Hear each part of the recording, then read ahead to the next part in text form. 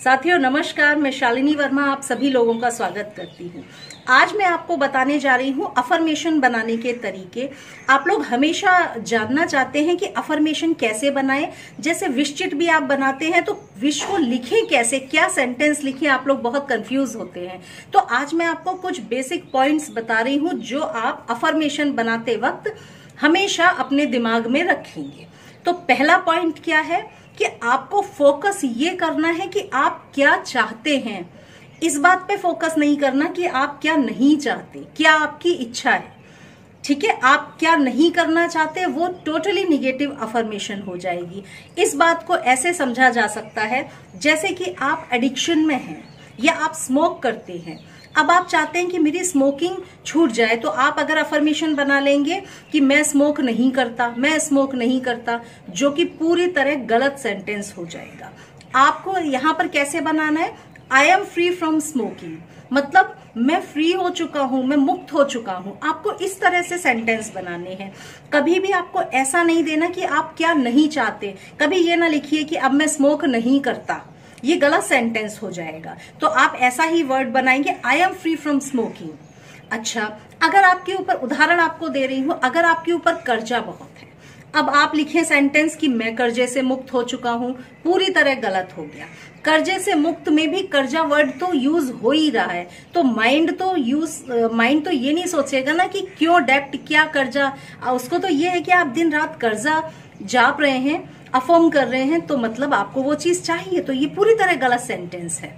तो आप क्या बोलेंगे, I am wealthy and prosperous. Positive attitude रखना है, पॉजिटिव साइड में जाना है। भले ही देखिए, आप अगर प्रॉस्परस होंगे, सुखी और समृद्ध होंगे, आपके पास पैसा होगा, तो कर्जा तो आप अपने आप ही चुका देंगे। तो कर्जे की कोई बात आपको सेंटेंस में नहीं लिख के आप लिखेंगे I am wealthy and prosperous. ये आपकी अफर्मेशन होगी। तो अफर्मेशन बनाते वक्त पहला पॉइंट है, आपको क्या चाहिए ये याद रखना है, क्या नहीं चाहिए इस पर फोकस नहीं करना है। पहली चीज होगी। दूसरा जो पॉइंट है वो आप नाउ वर्ड का इस्तेमाल करेंगे। नाउ यानी वो अभी हो चुका है। इसमें भी लेकिन कुछ चीजें ऐसी हैं जो आपको याद रखनी होंगी। जैसे अगर आप हेल्थ के लिए मान लीजिए अफर्मेशन कुछ बना रहे हैं, तो आप ऐसा नहीं बोलेंगे कि मैं हेल्दी हो चुका हूं, ऐसा नहीं। आई एम हेल्दी नाउ, मैं हेल्दी हूं। आई एम वेल्दी नाउ, मतलब मैं वेल्दी हूं अभी। तो आपको इस तरह से लिखना है। अब अगर आप लिखें कि बिजनेस के लिए कि मेरा बिजनेस अच्छा हो चुका है, तो पूरी तरह गलत सेंटेंस हो जाएगा ये। आप कैसे बनाएंगे, दिन ब दिन मेरा बिजनेस बहुत अच्छा होता जा रहा है, दिन ब दिन मेरा बिजनेस तरक्की कर रहा है। तो सेंटेंस को सोचिए कि क्या हो चुका है, ऐसा वर्ड हमको किस सेंटेंस में यूज करना चाहिए और किस में नहीं यूज करना चाहिए।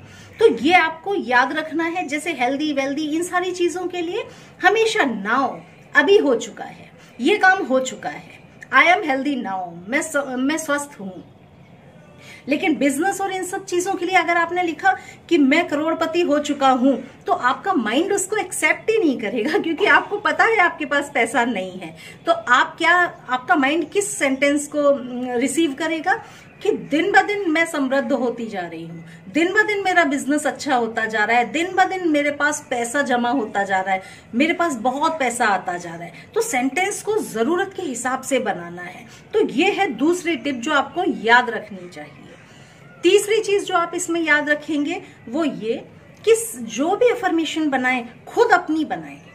अफर्मेशन कॉपी ना करें किसी की भी। किसी की कॉपी की हुई अफर्मेशन को आपका ब्रेन एक्सेप्ट नहीं करेगा, क्योंकि हर व्यक्ति की भाषा अलग होती है, हर व्यक्ति के वर्ड्स अलग होते हैं, जिसको उसका ब्रेन रिसीव करता है, पूरे जीवन भर से रिसीव करता चला आ रहा है। तो अगर मेरे दिए हुए वर्ड्स को आप अफर्म करेंगे, तो हो सकता है वो भाषा, बोलचाल की वो भाषा आपकी ना हो, तो आपका ब्रेन उसको रिसीव नहीं करेगा। तो हमेशा अफर्मेशन खुद अपने वर्ड्स में बनाइए। जो मैं पॉइंट्स बता रही हूं, इन पॉइंट्स को ध्यान में रखते हुए अपनी अफर्मेशन हमेशा खुद बनाने की कोशिश करिए। चौथा इंपॉर्टेंट जो पॉइंट होता है वो ये कि जब भी अफर्मेशन बनाएं उसमें फीलिंग्स दें। I am excited, I am happy, मतलब आपको बताना है कि जो आपने अचीव किया उसके बाद आपको कैसा महसूस हो रहा है। मैं बहुत खुश हूं, मेरा बिजनेस दिन ब दिन तरक्की कर रहा है, दिन ब दिन बढ़ता जा रहा है, मैं इस नौकरी को पाकर बहुत खुश हूं, मैं इस इंटरव्यू में सेलेक्ट होकर बहुत खुश हूं। तो आपको अपनी फीलिंग जरूर डालनी है इसमें। फीलिंग यानी एक्साइटेड, हैप्पीनेस, ऐसे वर्ड्स भी साथ में यूज करना जरूरी है। पांचवा जो खास पॉइंट होता है वो ये ग्रेटिट्यूड। यूनिवर्स ने आपको दिया, रेकी ने आपको दिया, जिसने भी आपको दिया, ईश्वर ने आपको दिया, उनके प्रति ग्रेटिट्यूड।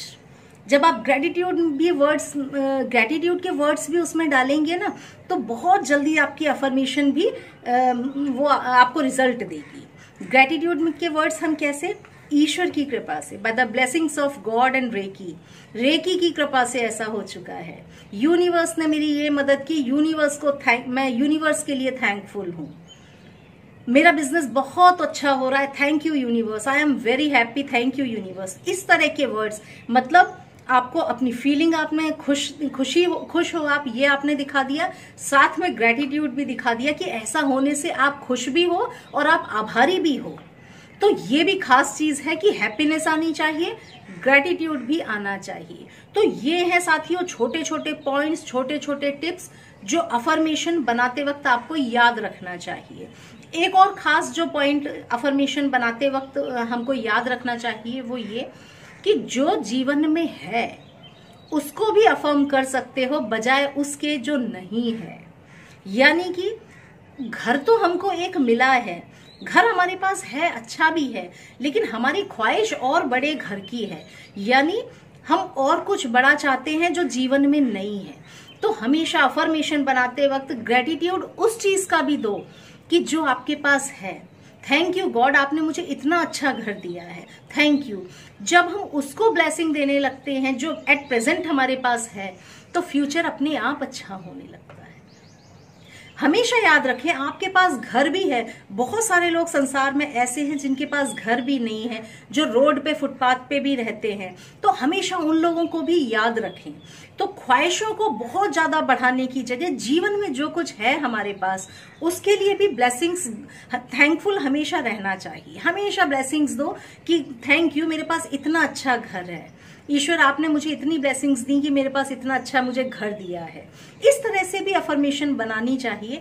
हम लोग हमेशा उन चीजों के पीछे भागते हैं जो एब्सेंट है, जैसे कि और बड़ा घर, रिलेशनशिप में हमको और ये चाहिए, या हमको और बड़ी गाड़ियां चाहिए। इन चीजों के पीछे हम भागते हैं।